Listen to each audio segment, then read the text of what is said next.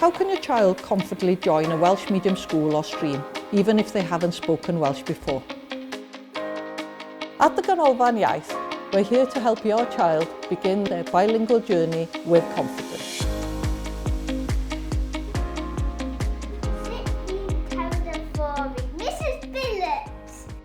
The main goal for children that take part in the Welsh Immersion programme is that they get the confidence to be able to follow the Welsh education system in Powys and to thrive, and that they become bilingual and that they can thrive and do what they want and be part of the community and the school in Powys. Pan roedd fi'n dod yma, roedd fi ddim yn gallu deall be mae pawb yn dweud. Roedd o'n really confusing. Ond ar ôl mynd i'r Canolfan, roedd fi'n just gwybod. Fi'n gallu just clywed a gwybod be mae nhw'n dweud. A roedd pawb yn dipyn amazed achos roedd nhw'n fel, ti'n gwybod gair yna nawr. I was really worried obviously about doing it because I thought, because I don't speak Welsh and their dad doesn't speak Welsh, so I thought they were going to struggle, but within a couple of months they were like fluent Welsh, and it's amazing. They're like little sponges and they just managed to basically crack on with it. They were absolutely fantastic.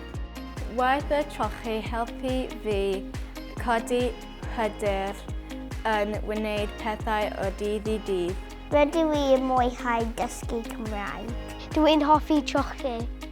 Mae'r rhaglen trochi yn hanfodol bwysig wrth cefnogi'r plant sydd yn newydd i'r iaith.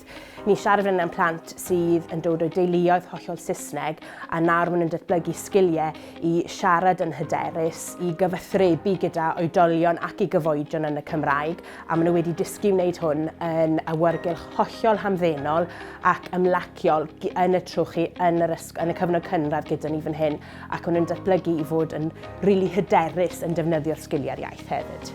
To anyone that is new to the centre, I would say enjoy yourself, and it's really good that you're trying to learn a new language.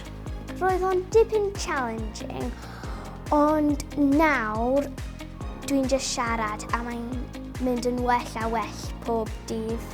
Both of their experiences, one's still doing it, one's finished. So the one that's finished absolutely loved it and was really upset when it finished. He wanted to go and do it again. The one that's still in there, again, absolutely loving it. It's quite nice getting them into school in the mornings at the moment because they love being in the trochi.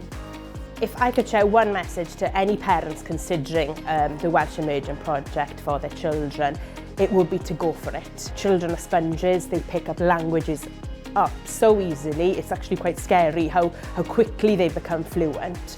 And I know a lot of the time that the worries come from your role as a parent, considering, well, how can I help with the schoolwork, with homework and so on.